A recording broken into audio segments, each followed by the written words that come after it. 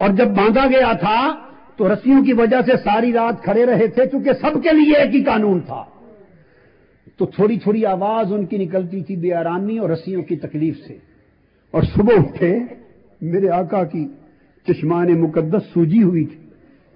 صحابہ نے پوچھا یا رسول اللہ آنکھیں کیوں سوجی؟ فرمایا ساری رات سو نہیں سکا۔ کیوں نہیں سو سکے میرے آقا؟ اس لیے کہ چچا عباس جو رسیوں سے باندھا ہوا تھا اس کی کراہنے کی آواز آتی تھی اور میں سو نہیں سکتا تھا۔ تو صحابہ کو بلایا اور کہا کوئی ایسی سبیل نہیں کر دیتے کہ میں اپنے چچا عباس سے بھلائی کروں؟ تو پھر قانون آسمان سے بد گیا، رسیاں ڈھیلی کر دی مشکیں، اور حضرت عباس کی خاطر قانون الہی بدل گیا۔ حضور کو چچا کے کراہنے کی آواز نے رات کی نیند گوارا نہیں کی۔ یہ ذرا چچا کے ساتھ ایک تعلق یہ دیکھ لیں، اور ابھی قبول اسلام نہیں ہوا تھا ان کا اس وقت کی ہے، وہ تو باندھنے کی بات تھی۔ حضرت ابو طالب نے کہا میرے پیارے مصطفیٰ پیاس شدت کی ہے، حضور پریشان ہو گئے، جب پانی کہیں سے نہیں ملا، خدا کی عزت کی قسم حدیث میں آتا ہے فشکوت، میں نے شکایت کی میرے آقا میں پیاسا ہوں، تو حضور اسلام نے دیکھا کہیں سے نہیں ملا، آپ نے ایڑی ماری، زمین سے چشمہ پھوٹ گیا، فرمایا چچا ابو طالب چشمہ آپ کے لیے ہے۔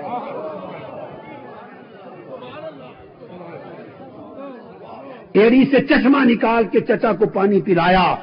واقعہ تو محدثین بیان کر گئے، ہر کوئی بیان کر گیا، مگر جو راز اس سے میری سمجھ میں آیا وہ یہ کہ وہ تاجدار کائنات جو دنیا میں ایک لمحے کی پیاس ابو طالب کی گوارا نہیں کرتا،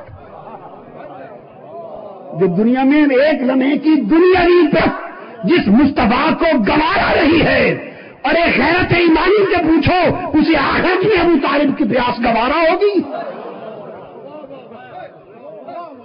جو ایک لمحے کی پیاس پر گوارا نہیں اور ایڑی مار کے چشمہ دے دیتا ہے، اور آخرت کی پیاس ہو تو خدا جانے لاکھوں چشمے مصطفیٰ چچا کو دے دے گا، کیسے ممکن ہے کہ وہ گوارا ہو؟ اور میں بات کو ختم کرنے کی طرف لا رہا ہوں، مضمون تو طویل ہے، چھوڑ رہا ہوں، ایک آخری بات یہاں کر کے باقی مضمون چھوڑ کر آگے چل پڑتے ہیں جو اختتام کی طرف، ابتدا کی بات کر لی، بقا کی طرف آتے ہیں۔ اور آخری یہ خاص بات کہنا چاہتا ہوں، باقی دلائل تو میں نے کہا 70 شواہد صرف ایک بات میں دیے ہیں، انشاءاللہ تعالی پھر آپ کو ملتے رہیں گے۔ تمام کتب میں ابن جوزی نے روایت کیا ہے، ابن جوزی کے علاوہ امام برہان الدین حلبی نے روایت کیا، سیرت حلبی، شیخ عبدالحق محدث دہلوی نے روایت کیا، اور دیگر محدثین نے اپنی تمام کتب میں، امام سہیلی نے روایت کیا، علامہ ذہنی دہلان نے روایت کیا، علامہ ابن خلدون نے روایت کیا، سب کتب میں ہے وہ یہ، اور آپ بھی جانتے ہیں، دنیا جانتی ہے، اس پر کوئی دوسری رائے اور اختلاف نہیں کہ آقا علیہ السلام کا نکاح حضرت خدیجہ الکبریٰ سے کس نے پڑھایا؟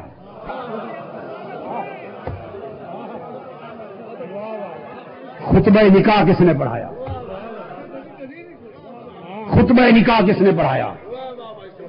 بے شک اعلان نبوت نہ ہوا تھا، اگر حضرت ابو طالب کی نگاہ 40 سال بعد کیا ہونے والا ہے دیکھ سکتی ہے، اور حضور کے چہرے پاک سے وسیلہ کر سکتے ہیں بارش کا اس بچپن میں، تو آقا نہیں دیکھتے کہ یہ ابو طالب مستقبل میں آج کیا ہے اور کیا ہونے والا ہے؟ حضرت خدیجہ الکبریٰ کے ساتھ نکاح کا وقت آیا تو حضرت ابو طالب نے خطبہ نکاح پڑھایا۔ دو باتیں، ایک تو خطبہ نکاح آپ نے پڑھایا، خاص بات رکھ لینا، اور دوسرا جو مہر مقرر ہوا، 20 اوقیہ کا بھی ذکر آیا، 12 اوقیہ، اور 20 اونٹنیوں کا بھی ذکر آیا ہے روایات میں، جو حضور کے لیے مہر مقرر ہوا حضرت خدیجہ الکبریٰ سے۔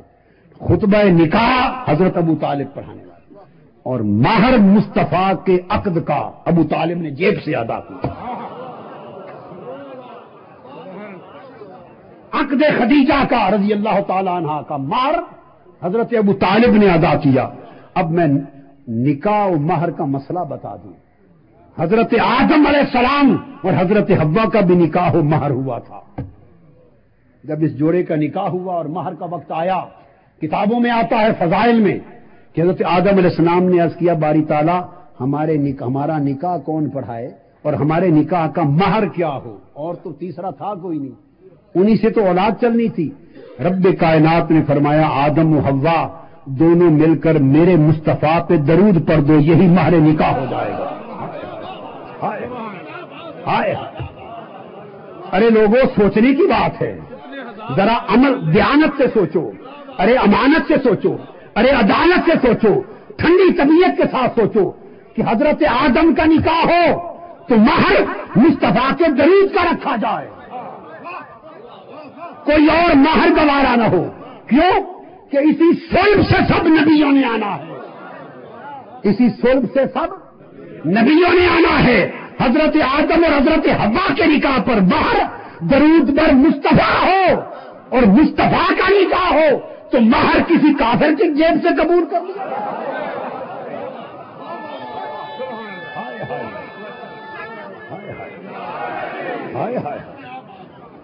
مصطفیٰ کا نکاح ہو.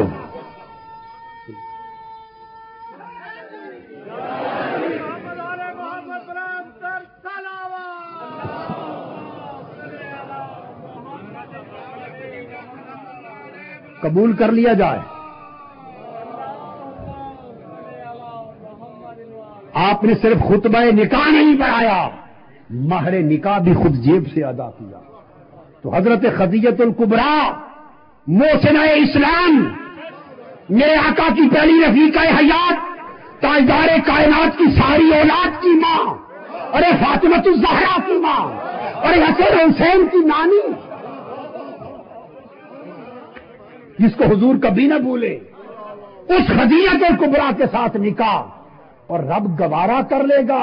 ابو لہب ہو, ابو جہل ہو, کافر ہیں, وہ بھی تو چچے تھے. ابو لہب بھی تو چچا تھا, میری بات نہیں سمجھے, ابو لہب بھی تو چچا تھا. کسی اور کا مہر گوارا کیا ہوتا نہیں, ابو طالب کی جیب کا مہر گوارا کیا, کیونکہ اس میں سے حسین نے آنا صلب سے. آدم کا مہر مصطفیٰ کا درود ہے اور حضور کا مہر کوئی کافر ادا کرتا پھر. ہائے ہائے ہائے ہائے.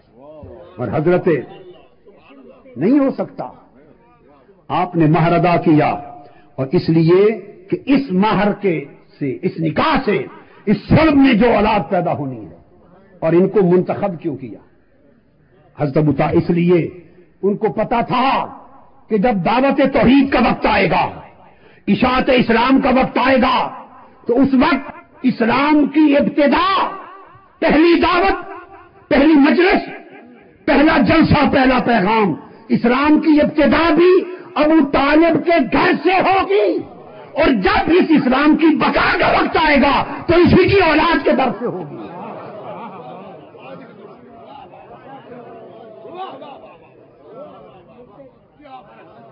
اسی سے ابتدا ہوگی, ارے اسی گھر سے ابتدا ہوگی, اور اسی گھر سے بقا ہوگی. اسلام کی ابتدا بھی یہ گھر, اور اسلام کی بقا بھی یہ گھر. لوگوں, یہ ابتدا تھی, یہ اور یہ بقا تھی. اسلام کی بقا کے لیے آقا کی یہی آل سفر کر کے پہنچ چکی ہے, یہی آل مصطفیٰ کی پہنچ چکی ہے. اب بقا کا وقت آ گیا ہے. امام علی مقام نے آخری لمحہ جب جسد پاک گھوڑے سے نیچے آ گیا ہے, اس وقت آواز دی ہے. آخری وقت تھا, بھائی بہن میں پیار بہت تھا. حضرت زینب